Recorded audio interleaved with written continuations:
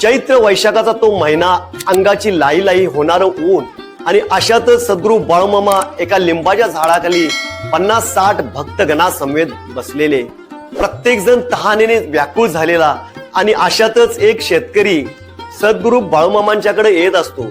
तो आपल्या मडक्यातून आपल्या घरातील ताक मामांच्यासाठी घेऊन येत असतो आणि सर्व ही भक्तगण मंडळी त्या व्यक्तीकडे बघून हसतात आणि म्हणतात, एवढीशी ताक कोणाला पुरणार. तर सद्गुरू बाळूमामा त्यावेळी सर्व भक्तगणांच्याकडे पाहतात आणि स्मित हास्य करतात. तर ते ताक सद्गुरू बाळूमामा सर्वांना कसे देतात याचीच ही रोमांचकारी आणि जबरदस्त कथा आहे. तर चला तर आपण जाणून घेऊया ही रोमांचकारी कथा. नमस्कार मित्र हो, देवावतारी सद्गुरू संत बाळूमामा यांच्या जीवन चरित्रातील एक जबरदस्त घडलेला प्रसंग आज आपण पाहून घेऊया. साधारणतः 1948च्या आसपास घडलेली मेतके तालुका कागल जिल्हा कोल्हापूर या परिसरातील ही घटना. तर चैत्र वैशाखाचा तो महिना होता. प्रचंड उष्णता होती, अंगाची लाही होत होती आणि अशातच सद्गुरू बाळूमामांचा तळ मेतकेच्या आसपास शिवारामध्ये होता. तर त्यावेळी सद्गुरू बाळूमामा ज्या भागामध्ये असायचे तर त्या भागातील सर्व भक्तगण बाळूमामांचं दर्शन घेण्याकरता यायचे.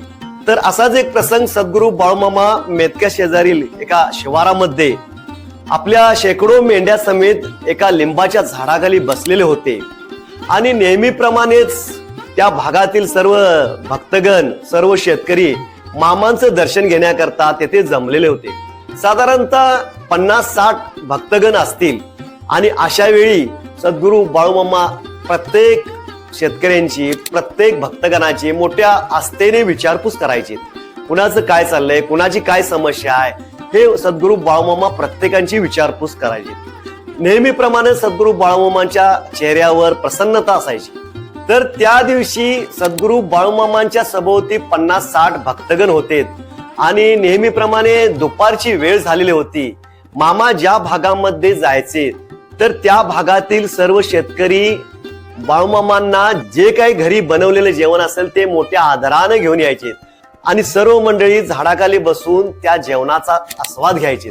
तर या जेवणामध्ये पिठलं असायचं, भात असायचा, वांग्याची भाजी असायची, जोंधळ्याची भाकरी असायची, तर नाचण्याची भाकरी असायची, तर मक्याची भाकरी असायची, दही असायचे, तूप असायचे, लोणी असायचे, लोणचे असायचे. असा हा संमिश्र आहार जणू पंचपक्वान्नालाही लाजवील अशा पद्धतीचं ते जेवण आणि मामांच्या सान्निध्यात जेवणं म्हणजे लोकांना त्यावेळी मोठी भाग्याची गोष्ट वाटायची. त्या दिवशी दुपारी सगळ्यांची जेवणं झालीत आणि सगळे भक्तगण मामा झाडाखाली शांत बसलेले होते. थोडा वेळ गेल्यानंतर उन्हामुळे प्रत्येकाचा जीव कासावी झाला आणि प्रत्येकाला तहान लागू लागली आणि अशा वेळी भक्तगणांना तहानेची जाणीव होऊ लागली. आणि अशातच एक शेतकरी दुरून येताना दिसला. त्याच्या डोक्यावरती एक माठ होता आणि त्या माठामध्ये त्यानं घरून ताक आणलेलं होतं आणि तो मामाकडे येत होता. त्या येणाऱ्या शेतकऱ्याकडे पाहून काही भक्तगण कुजबुजलेत आणि एवढ्याशा माठातून या शेतकऱ्यानं ताक आणलंय परंतु इथं कुणाच्या नाकाला हे पुरायचं म्हणून ते काही भक्तगण हसू लागलेत. हसणाऱ्या त्या भक्तगणाकडे मामाने दृष्टिक्षेप टाकला आणि मामा शांत राहिलेत. तो शेतकरी जवळ आला आणि मामांच्या चरणी नतमस्तक झाला आणि त्यानं सांगितलं की मामा, आमच्या घरी म्हैस व्यालेली आहे आणि म्हैस व्यालेली आहे, हे ताक मी तुमच्यासाठी आणले, हा प्रसाद म्हणून तुम्ही ग्रहण करा.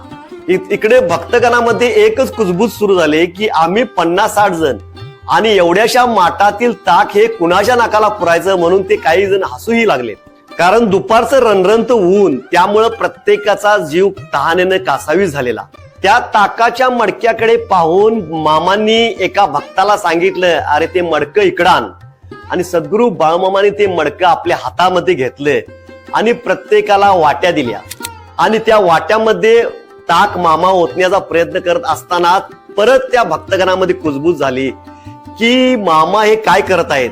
कारण एवढे आम्ही 50-60 जण आणि एवढ्या छोट्या मडक्याला ताक मामा सगळ्यांना वाटत आहेत आणि सगळीजण कुतूहलाने आणि आश्चर्याने मामांच्याकडे पाहू लागले.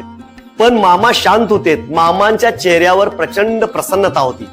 मामांनी तो माठ उचलला आणि मामा प्रत्येकाच्या वाटीमध्ये ताक घालू लागले. प्रत्येकाला वाटत होतं की या मडक्यातील ताक आता संपणार.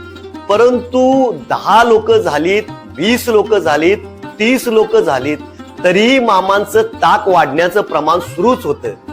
असं करत करत करत शेवटी मामाने 50-60 भक्तांना ताक वाटप केलं आणि परत मामाने स्वतः ताक घेतलं आणि परत होतं तसं मडकं ठेवलं. परंतु त्या मडक्यामध्ये मित्रहो, जसं मडकं भरून आणलं तर त्याच पद्धतीने ते मडकं भरलेलंच होतं. हे पाहून सगळ्या भक्तगणांना आश्चर्याचा धक्काच बसला. कारण इतकी मंडळी असताना सगळ्यांना त्या छोट्याशा मडक्यातलं ताक वाटून मामाने परत ते मडकं आहे त्या जागेला ठेवलं आणि त्या मडक्यामध्ये परत आहे तसं ताक होतं. हे बघून सगळ्यांना आश्चर्याचा धक्का बसला आणि हा काय चमत्कार म्हणून ती विस्मयानं मामांच्याकडे पाहू लागली.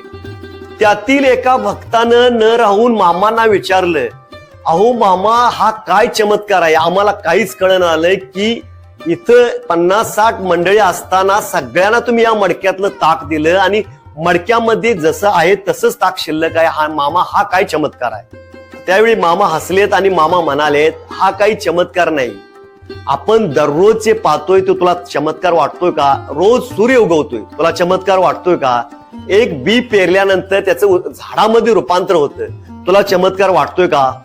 एका आईच्या पोटामध्ये गर्भधारणा होते, त्याचं बाळात रूपांतर होते, हा तुला चमत्कार वाटतो का? तर दररोज ज्या गोष्टी आपण पाहतो त्याच्या आपल्याला तिची जाणीव नसते, त्यामुळे त्याचं आपल्याला किंमत कळत नाही. तू आज माझ्या या कळपामध्ये आलायस, तुला हे आज बघायला मिळालं म्हणून तुला तो चमत्कार वाटतो.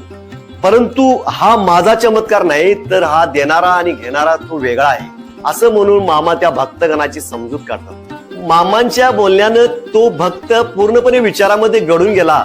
त्याला मामाचे बोलणं फारसं समजलं नाही, पण एवढं समजलं की मामा एक सामर्थ्यशाली संत आहेत. तो मामांच्या ठिकाणी नतमस्तक झाला आणि त्या दिवशी सर्व भक्तगणांनी मामांच्या तळावरती भजन केलं आणि अशा पद्धतीने त्या दिवसाचा तो कार्यक्रम संपन्न झाला. मित्र, ही बातमी वाऱ्यासारखी पंचक्रोशीमध्ये पसरली आणि प्रत्येक जण म्हणू लागला की मामांच्या जवळ अन्नपूर्णा आहे आणि जो तो मामांच्या दर्शनाला गर्दी करू लागला. त्यावेळी येणाऱ्या भक्तांना मामा म्हणू लागलेत की अरे, माझ्याजवळ अन्नपूर्णा नाही, तर मी अन्नपूर्णेजवळ आहे, असं मामा प्रत्येकाला सांगू लागले. मामा ज्या भागामध्ये असायचे आणि त्या भागामध्ये लोक मामांचं दर्शन घेण्याकरता जायचे आणि मामांच्या तिथं तळावर भोजन करून मन तृप्त करून घरी परतायचे. काळ पुढे सरकत होता, मेतके गाव बदललं, गावातील रस्ते बदलले, गावातील राहणीमान बदललं आणि पूर्ण गावचा नकाशा बदलला. परंतु आजही मोठ्या भक्तिभावानं लोक मेतके या गावी गेल्यानंतर सद्गुरू बाळूमामांच्या ताकाचा हा प्रसंग आजही लोक मोठ्या आवडीनं ऐकतात. कारण त्या दिवशी घडलेला तो ताकाचा प्रसंग हा चमत्कार दाखवण्यासाठी नव्हता, तर श्रद्धा वाढवण्याचा प्रसंग होता आणि भक्तांच्या मनातील शंका दूर करण्याचा तो प्रसंग होता.